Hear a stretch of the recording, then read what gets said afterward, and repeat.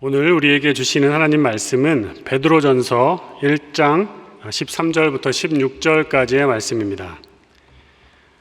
베드로전서 1장 13절부터 16절까지의 말씀 제가 봉독하여 드리겠습니다.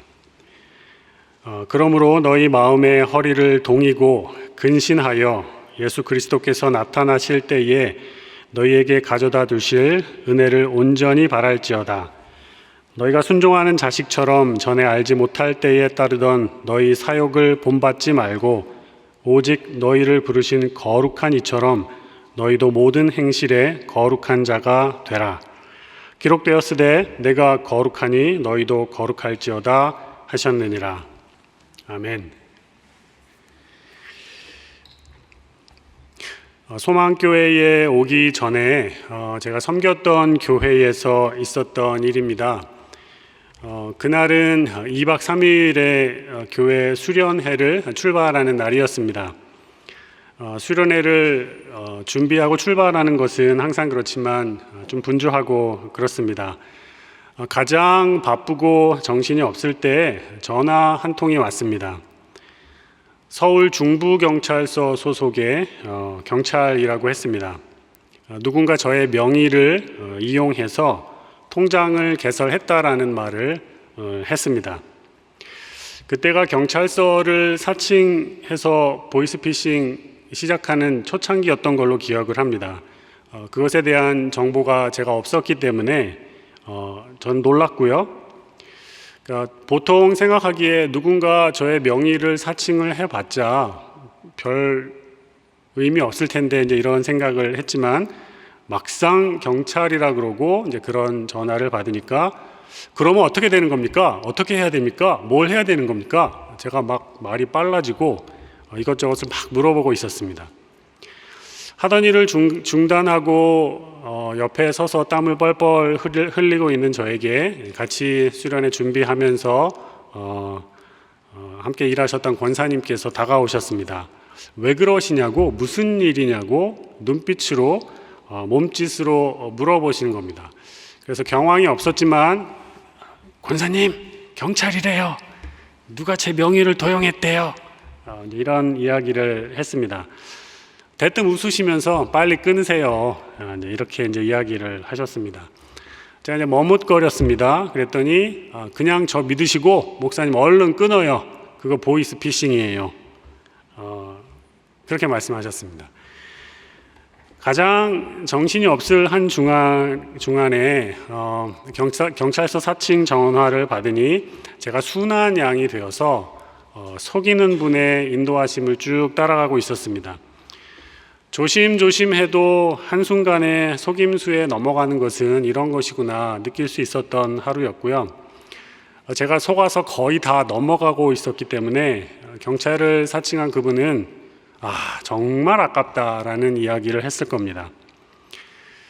말씀드리고 싶은 것은 우리가 사는 세상이 속고 속이고 속임을 당하고 이용하고 이용당하는 모습이 있습니다. 안타깝지만 그런 모습이 우리가 살아가는 세상 안에 있습니다. 가끔 드는 생각은 정글에 숨어서 웅크리고 있다가 기회를 포착하고자 하는 맹수들이 가득한 그런 세상인 것도 같습니다. 어떻게 하면 이득을 얻을 수 있을까? 어떻게 하면 내가 저 사람을 이용할 수 있을까? 이런 모습이 있는 것 같은 생각을 할 때가 있습니다. 텔레비전 광고를 보면 공식적으로 여러분의 주머니를 열어서 이것을 사주십시오 하는 것 같은 그런 느낌도 들어옵니다. 그래서 이런 세상에서 어떻게 살아야 하는가 고민이 듭니다. 속고 속이고 속임당하고 이용하고 이용당하는 그런 경험, 예를 들어서 사기를 크게 당한다든지 배신을 당하고 그러면 정말 이렇게는 살 수 없다 싶어서 세상 밖으로 나가고자 하는 그런 모습을 보이게 됩니다. 이런 모습은 우리만 가지고 있는 것이 아니고 옛날부터 그랬습니다. 옛날도 비슷해서 참 이 세상 좀 그렇다. 나는 세상 밖에서 살아야겠다. 라는 마음을 가진 분들이 많았습니다. 기독교 박해 시절에는 더 심했습니다. 기독교 때문에 생명이 위험해져서 지하로 내려가고 무덤으로 내려가고 그곳에서 살아가는 사람들이 있었습니다. 세상이 정말 너무 어지럽고 험악해서 아예 결심을 하고는 세상 밖에서 살아야겠다, 이렇게 이제 결정을 하는 거죠. 기독교 역사를 보시면 갑바도기아라든지 아니면 사막의 교부들이 있었습니다. 이런 분들은 세상과 떨어져서 세상 밖으로 나가서 나는 오직 주님만 묵상하고 살겠습니다, 다짐했던 그런 분들입니다. 세상에 나의 마음을 빼앗기지 않겠습니다. 세상과 나는 간 곳 없고 주님만 모시고 살겠습니다, 이러면서 밖으로 나아간 사람들입니다. 집중적으로 주님을 묵상하고 집중적으로 주님과 살아가는 모습은 참 도움이 되겠지만 특별한 경우입니다. 모든 이들에게 적용을 할 수는 없습니다. 우리는 보통 세상 안에서 살아가죠. 세상에 환난과 핍박이 많다 하더라도 그렇기는 하지만 세상을 떠나거나 등지거나 그렇게 살아갈 수는 없습니다. 오히려 우리는 그런 모습이 있어도 세상 안으로 들어가서 빛으로 소금으로 부르신 하나님의 말씀을 따라가려 합니다. 이와 같은 부르심의 몫을 더 크게 여기고 있습니다. 그렇지만 간단하지 않은 삶의 모습입니다. 늘 시소를 타야 하는 그런 부분이 있고요. 줄타기 하는 삶이어서 자칫 잘못하면 떨어질 것 같은 아찔함을 느끼는 경우도 있습니다. 그래서 기독교인으로 이 세상을 살아가는 것은 그것 자체가 지니고 있는 무게가 있고 또 짐이 있는 것 같습니다. 세상에서 속고 속이고 속임당하고 또 이용하고 이용당하는 이런 사람들의 모습을 보면서 이제 우리 그리스도인들은 그리스도 안에서 세상과 달라야 된다라는 다짐을 하게 되는데요. 순수하게 살고 순전하게 살아가려 하지만 어쩔 때는 바보같이 당하기도 하고 뻔히 속는 것을 알면서도 속아 넘어가고 또 우리가 미련하지는 않지만 미련하게 보이는 이런 경우들을 많이 당하게 됩니다. 그래서 마음이 좀 뾰족뾰족해지기도 하는데요. 세상과 다르게 살아야 한다라는 것에는 우리 그리스도인들이 지니고 있는 신분, 그러니까 정체성, 그 모습이 담겨져 있습니다. 우리가 개인적인 차원에서는 하나님의 자녀가 되었고요. 조금 크게 공동체 차원으로 봤었을 때는 하나님의 택하신 족속이요 거룩한 나라가 되었습니다. 그리스도인이 되는 순간 그렇게 되는 겁니다. 이러한 모습을 자동적으로 우리가 지니고 있습니다. 속지주의라고 할 겁니다. 그 나라에 태어나는 순간 시민권을 받게 되어 있습니다. 그러면 그 나라 법을 따라서 살아가야 하죠. 우리가 살아가는 세상도 그러한데 그리스도인이 되어서 하늘나라의 법을 따라가야 하는 몫이 우리에게 있습니다. 하지만 세상에 살고 있기 때문에 우리의 어려움이 있습니다. 오늘 우리가 읽은 베드로전서를 보시면 이 베드로전서의 편지를 최초에 받았던 수신자들은 더 어려운 환경 속에서 살았습니다. 베드로전서는 외부에서 오는 여러 가지 시련에 직면한 성도들을 격려하기 위하여 쓰여진 격려의 서신입니다. 너무 어려운 환난과 핍박 속에서 외부 상황이 정말 말도 안 되게 힘든 시절을 살아갔던 사람들을 위해 쓰여진 편지입니다. 이런 사람들을 격려하고 위로하기 위해 쓰여진 편지라면 괜찮습니까? 힘내십시오. 잘 될 겁니다. 자, 이런 정도의 이제 말이 나와야 될 것 같습니다. 저의 상식으로는 그런데요. 베드로전서는 그렇지 않습니다. 여러 가지 권면의 말을 하면서 거룩하라 라는 말을 합니다. 너희는 거룩하라. 이런 말을 베드로가 해주고 있습니다. 정말 힘든 상황을 온몸으로 겪으면서 살아가고 있는 사람들에게 참 의외의 말이 아닐 수 없다 싶습니다. 아프고 힘들면 서로 붙들어 안고 울고 뭐 그래야 될 것 같은데, 힘드십니까? 무슨 소리입니까? 아프십니까? 아직 덜 거룩해서 그런 것입니다. 베드로의 성정을 생각을 해보면 이런 식의 뉘앙스가 담겨 있는 것 같습니다. 베드로를 보시면 주님이십니까? 주님이시면 절 오라 하십시오 그러면서 배 밖으로 나가서 무리를 걸어가려 했던 그의 모습이 있거든요. 그래서 그런 뉘앙스가 느껴지는 것은 저에게는 이상한 일이 아닙니다. 그런데 보시면 그때 이 편지를 받았던 수신자들이 살아가던 세상은 정말 이상하게 돌아가는 세상이었습니다. 기독교인이라는 이유로 잡아가고 기독교인들을 사자의 밥으로 던지고 핍박하고 매우 괴롭히고 있던 그런 시절이었습니다. 예수님을 믿는다는 이유 하나로 환난과 핍박 가운데 모진 어려움 속에서 살아가고 있으니 우리가 믿고 있고 우리가 신뢰하는 예수님, 그 예수님을 믿는 삶이 이런 것인가라는 어떤 의구심이 들었을 겁니다. 그래서 베드로가 편지를 보낸 거죠. 기독교인들이 너무 힘들게 살고 있어서 자칫하면 신앙을 잃어버릴 수도 있고 신앙이 흐려지는 일이 굉장히 많이 있었기 때문에 이제 편지를 보냅니다. 그렇지만 여전히 의문이 남습니다. 어렵게 살아가고 있는 사람들에게 격려와 위로의 서신인데 거룩한 자가 되십시오. 그것도 모든 행실에 거룩한 자가 되십시오. 이런 말을 해주고 있다는 겁니다. 여기에 이제 고개가 갸우뚱거려지는 포인트가 있습니다. 베드로는 어떻게 해서 이런 메시지를 전했고 그 시절 힘들게 살고 있던 사람들은 이 메시지를 어떻게 받았을까 하는 겁니다. 여기서 묵상하면서 나아가야 할 부분이 있습니다.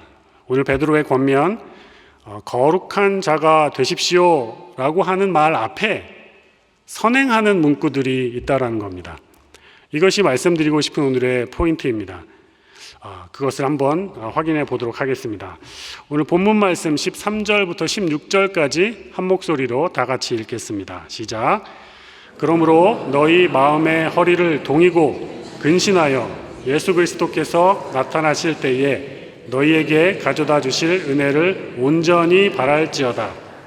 너희가 순종하는 자식처럼 전에 알지 못할 때에 따르던 너희 사욕을 본받지 말고 오직 너희를 부르신 거룩한 이처럼 너희도 모든 행실에 거룩한 자가 되라. 기록되었으되 내가 거룩하니 너희도 거룩할지어다 하셨느니라. 아멘. 너희는 거룩하라. 너희를 부르신 하나님께서 거룩하시니 너희도 거룩해야 한다. 그것도 모든 행실에 거룩해야 한다. 이런 이야기를 합니다. 목적지는 이 단어 하나에 있습니다. 거룩. 거룩하게 지내는 이것은 그냥 되는 일이 아닙니다. 구별되어야 하는 일이고 구별되어서 따로 세워져야 하는 것이고 또 그렇게 살아가는 것은 굉장한 에너지가 들어갑니다. 하지만 베드로의 권면은 그렇게 할 수 있습니다. 그렇게 되도록 해야 합니다. 이 이야기를 하고 있습니다. 자, 오늘의 말씀을 보면서 살펴보겠습니다. 첫 번째 우리가 확인해야 될 것은 너희 마음의 허리를 동이고 근신하여 라고 하는 문구입니다. 모든 행실에 거룩한 자가 되려면 마음의 허리를 동이고 근신해야 한다는 겁니다. 베드로는 여행 등에 출발을 할 때 의복을 허리띠로 조이고 단단히 태세를 취하는 이런 자세를 언급을 합니다. 구약에서 이스라엘 백성들이 허리를 동이고 유월절 어린 양의 고기를 먹은 것처럼 급한 일을 당할 때를 대비하는 경계 태세를 취해야 한다. 이런 말을 해주는 겁니다. 그러고 보니 우리 삶의 자세는 무엇인가가 하늘에서 떨어지는 것을 기다리는 그런 자세는 아닌 것 같습니다. 전시 상황에서 바싹 엎드려서 고개를 들고 전방을 주시하는 그런 모습이 떠오릅니다. 제가 예전에 들은 이야기가 있어서 이제 이렇게 연결이 되는데요. 베트남 전쟁을 다녀오셨던 참전 용사께서 하시는 말씀을 들은 적이 있습니다. 오래전 일입니다. 군대를 다녀오고 동원 훈련하면서 예비군 훈련하는 그 자리를 갔었던 적이 있습니다. 그때 이제 강사로 오셨던 분의 이야기예요. 남자들은 잘 아실 텐데 예비역들은요, 군대를 다녀왔고 병장으로 전역을 했기 때문에 품행과 자세들이 좋지가 않습니다. 모자 쓰지 않고 군화는 다 풀어져 있고 위에 옷은 바지 밖으로 다 나와 있고 그리고 결정적으로 껌도 아주 찰지게 씹고 그럽니다. 자, 그런 자세를 하면서 강당에 앉아 있는 이런 모습입니다.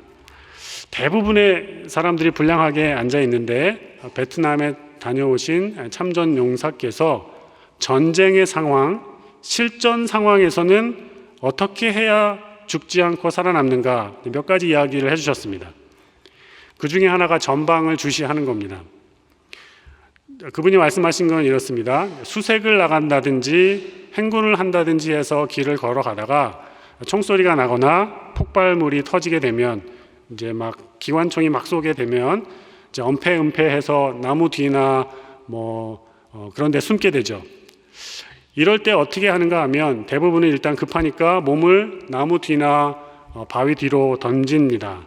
하지만 이제 노련한 이들은 엎드려 쏴 자세로 땅바닥에 이제 이렇게 몸을 던지게 되는데 그때 대부분의 사람들이 고개를 숙이고 이렇게 한다는 거예요. 그리고 고개를 든다는 거죠. 그 몇 초 사이에 땅 이미 늦는다는 겁니다. 그 이야기를 하셨습니다.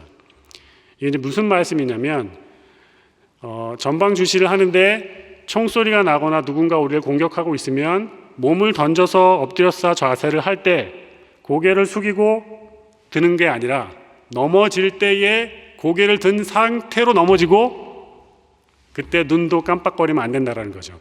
그 고개를 숙였다가 올리는 그 찰나의 사이에 생과 사가 결정된다는 그런 이야기를 해 주셨습니다.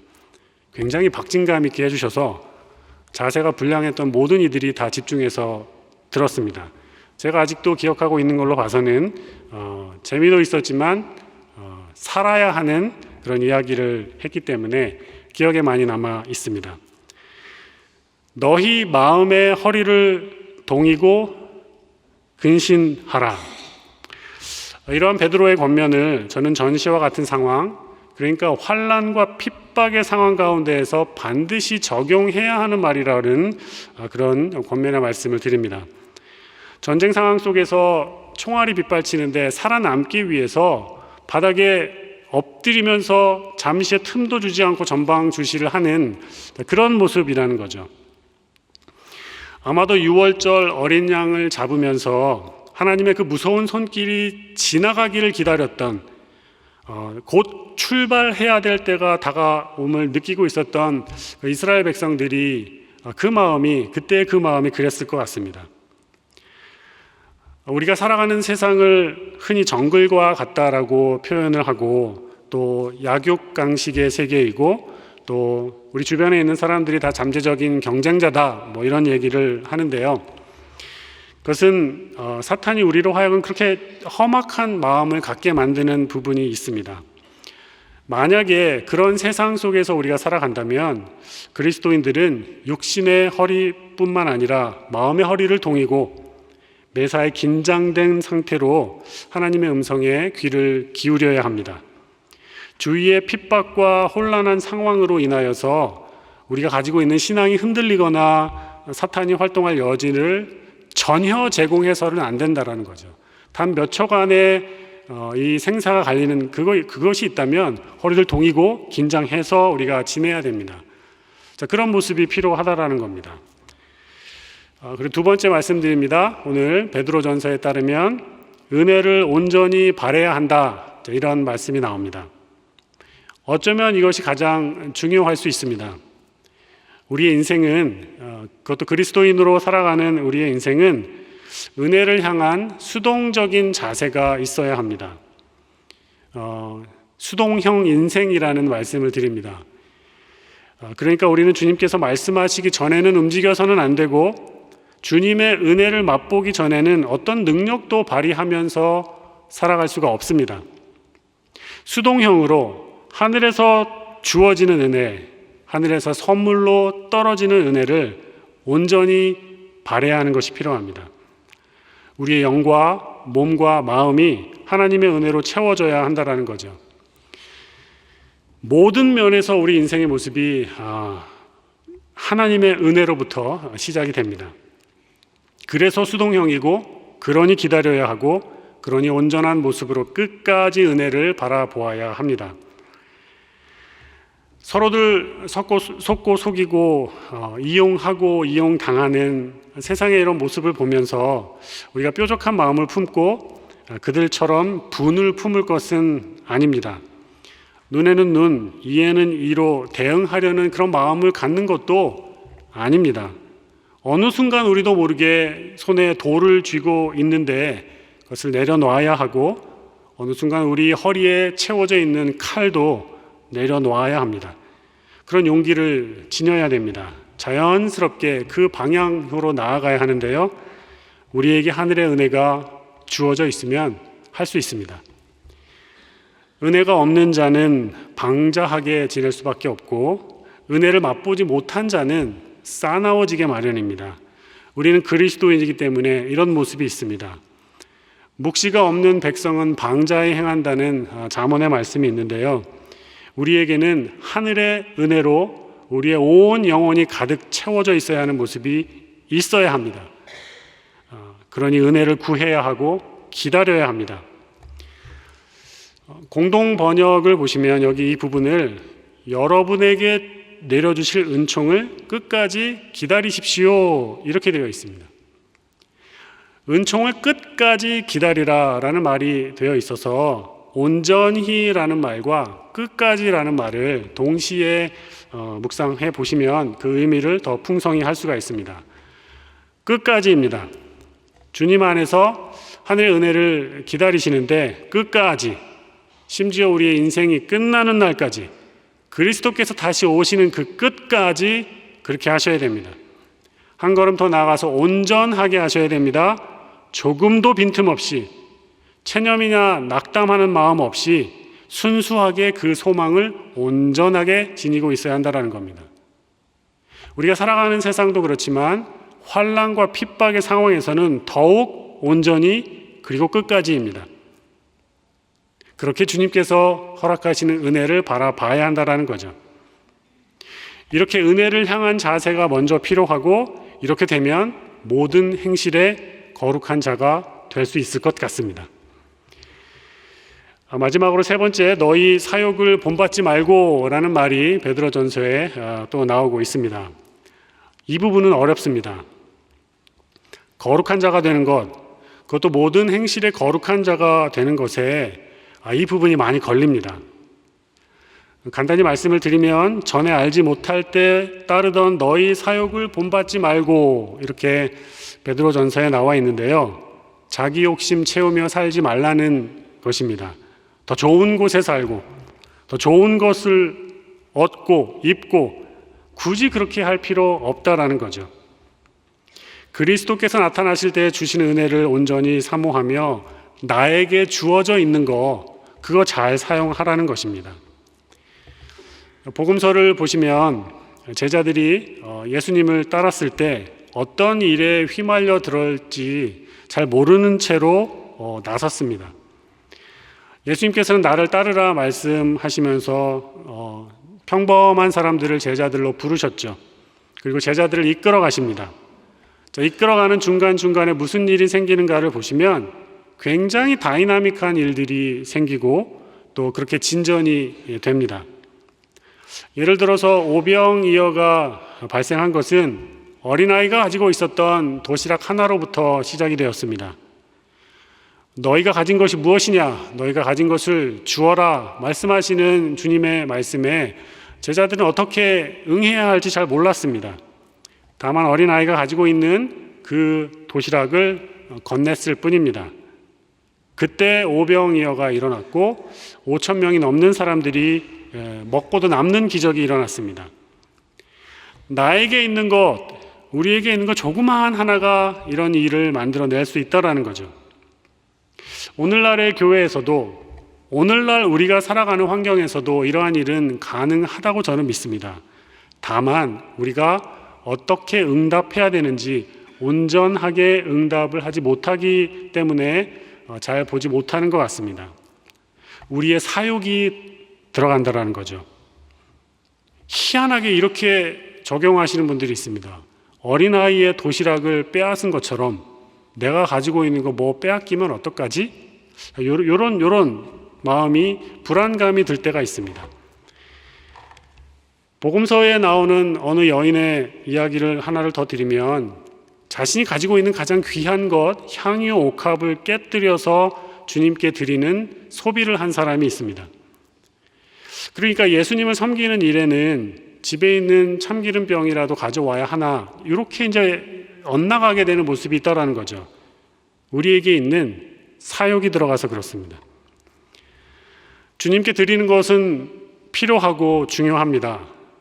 그리고 한 걸음 더 나아가서 물질뿐만 아니라 시간도 드리고 마음도 드리고 또 우리의 발걸음도 드릴 수 있는 모습으로 충분히 연결될 수 있습니다. 특히 현대사회에서 우리가 살아갈 때 시간 드리는 것이 어쩌면 가장 중요할 수 있습니다.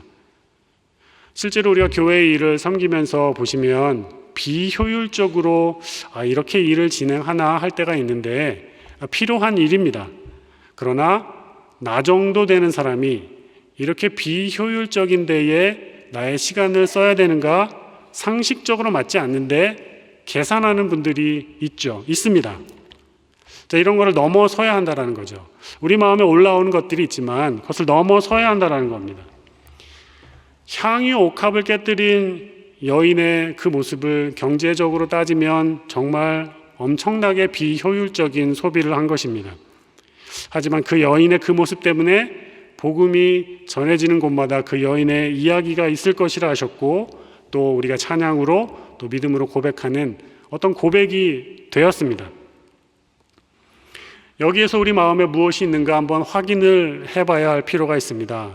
사리사욕과 함께 정확한 계산을 하고 넘어가려 했던 어떤 제자의 모습이 향유 옥합을 깨뜨린 여인의 소비하는 장면과 겹쳐서 전해지고 있습니다. 주님께서는 하늘나라에 대한 소망이 있는 사람들이 어떤 삶을 살아야 하는가에 대한 이야기를 말씀을 통해서 하나 전달을 해주시는데요. 마태복음 13장 44절 말씀 제가 읽어드리겠습니다. 천국은 마치 밭에 감추인 보화와 같으니 사람이 이를 발견한 후 숨겨두고 기억하며 돌아가서 자기의 소유를 다 팔아 그 밭을 사느니라. 이렇게 되어 있습니다. 자기 소유를 다 팔아서 그 밭을 사는 것은 이전에 있던 삶의 방식들을 뒤로 하고 어딘가에 집착하고 있었던 나의 삶의 방식들을 뒤로 하고 뭔가 좀 자유로워지는 그런 모습이 있습니다. 보물을 발견했는데 그렇게 되어야만 합니다. 보물을 발견하면 사람이 달라집니다. 노다지 그러면서 다른 사람들 건드리지 말라고 말을 하거든요. 이렇게 달라지는 모습에 대해서 베드로는 그리스도의 모범을 좇아서 모든 행실에 거룩해야 된다. 베드로가 그렇게 이야기를 합니다. 베드로전서를 이제 우리가 새벽마다 읽게 되는데요. 쭉 따라가다 보시면 이방인의 제도라 할지라도 인간의 사회에 있는 그 모든 제도들을 순복하라, 순종하라 이렇게 나아갑니다. 베드로의 권면을 따라가다 보면 거룩한 삶은 성도 상호 간에 그리고 이방 이웃들과의 관계에 있어서도 선을 행하는 모습으로 그런 삶을 살아가는 것으로 확대 적용이 가능합니다. 베드로가 이런 말을 하는 것은 정말 찬물을 끼얹어버리는 대단한 권면입니다. 세상이 환난과 핍박으로 가득 차 있고 세상이 정말 난리도 아니어서 위정자들의 손에 잡히면 죽고 기독교를 택했다는 이유 하나로 감옥에 갇히고 매맞고 그렇게 되는데 눈에는 눈, 이에는 이로 싸우고 싶은 마음 한가득인데 그런 세상을 살아가는 사람들에게 너희를 부르신 하나님께서 거룩하시니 너희도 거룩해라. 너희를 핍박하는 세상의 모든 제도에 순복하라. 선한 행실을 살아라. 이렇게 연결이 되는 겁니다. 그리스도인들이 거룩하게 이 땅에서 구별될 삶을 사는 것은 사회나 국가의 제도를 거부하고 이방인을 터부시하고 세상 밖으로 나아가서 따로 떨어져서 살려고 하는 것이 아니라는 겁니다. 오히려 관계 안으로, 국가 안으로, 제도 안으로 들어와서 악으로 악을 갚지 말고 욕으로 욕을 갚지 말고 오히려 복을 빌어주고 이방인들과 공존하는 생활을 하며 선한 행실에 힘쓰라. 이런 이야기를 해주는 겁니다. 이것은 그 자체가 고난입니다. 굉장히 힘든 일입니다. 그리고 베드로 시절에 이렇게 살면 정체가 탄로납니다. 그래서 기독교인이구나 잡아가는 확률이 커집니다. 그런데 그럴수록 더 그런 삶을 살아라 베드로가 이야기하고 있는 겁니다. 피가 끓는 청춘들과 이 성정이 불같은 사람들이 분명히 있었을 겁니다. 베드로가 하는 이 권면의 말씀을 그들은 들었을까요? 그런데 이 말을 하는 사람이 베드로가 이미 그 안에 불덩이가 있었던 사람입니다. 불같은 성정을 가지고 있는 베드로가 하는 말입니다. 베드로가 어느 순간에 성령의 변화가 되어 그러지 말고 순복하십시오. 순응하십시오. 복을 빌어 주며 사십시오. 공존하십시오. 선한 행실로 그렇게 살아가십시오. 그렇게 얘기를 합니다. 악의 악으로 악이 받쳐서 대제사장의 귀를 자르던 사람이 하는 말입니다. 베드로를 활활 불태우던 그 불은 다 사라지고 이 사람은 물같이 되어서 자연스럽게 흐르고 있는 것 같습니다. 동시에 그러나 그는 여전히 단호합니다. 우리가 선을 행하다가 고난을 당하게 되면 이 고난은 하나님 앞에서 아름다운 것입니다. 죄 없이 이 모든 고난을 당하신 그리스도를 따라가는 것입니다. 베드로가 그렇게 이야기를 합니다. 십자가에서 거꾸로 매달려 죽었다는 이 아사가 전해주듯이 베드로는 그의 인생 후반부에 고난을 향하여 고난을 일부러라도 받아들이는 삶을 선택했습니다. 여기서 질문을 드립니다. 그러면 우리는 어떠한가요? 이와 같은 방식으로 거룩하게 살려고 하는지, 한 걸음 더 나아가서 모든 행실에 거룩한 자가 되려고 하는지 살펴봐야 되겠습니다. 오늘 베드로전서가 우리에게 주시는 말씀에 따르면 그렇게 될 수 있습니다. 그러려면 세 가지 선행하는 조건이 필요합니다. 허리를 동이고, 마음의 허리를 동이고 근신하는 모습이 있어야 됩니다. 전방주시하는 거 기억해 주셨으면 좋겠습니다. 하늘의 은혜를 바라는 모습이 있어야 합니다. 수동형 인생입니다. 그리고 우리 마음의 사욕을 본받지 말아야 하는 모습까지 우리가 지니고 있으면 가능하겠습니다. 이것이 먼저입니다. 이와 같은 방식으로 우리의 영혼과 내면을 잘 다스려 나아갈 때 우리는 베드로가 초대교회 흩어진 나그네들에게 했던 그 모습 그대로 모든 면에서 거룩한 생활을 향하여 나아갈 수 있는 그런 모습을 지닐 수 있지 않을까 그렇게 믿습니다. 그렇게 될 수 있기를 주님의 이름으로 축원합니다. 아멘. 함께 기도하겠습니다. 하나님 참 감사합니다. 오늘 허락하여 주신 베드로전서의 말씀을 듣습니다. 허리를 동이고 근신하여 지낼 수 있게 하여 주시고 하늘의 은혜를 가득 맛보고 살아갈 수 있게 우리를 인도하여 주시며 우리 마음에 일어나는 그 마음의 소욕을 물리칠 수 있는 그 용기도 우리에게 허락하여 주시옵소서. 하나님의 은혜로 우리가 살아가는 곳에서 모든 면에 거룩한 자가 되기를 소망합니다. 우리의 허물과 죄와 부족한 모습에도 불구하고 하나님 원하시는 모습 이 세상에서 잘 이루어낼 수 있도록 하나님 우리를 축복하여 주시옵소서. 모든 것 감사하며 예수님의 이름으로 기도드립니다. 아멘.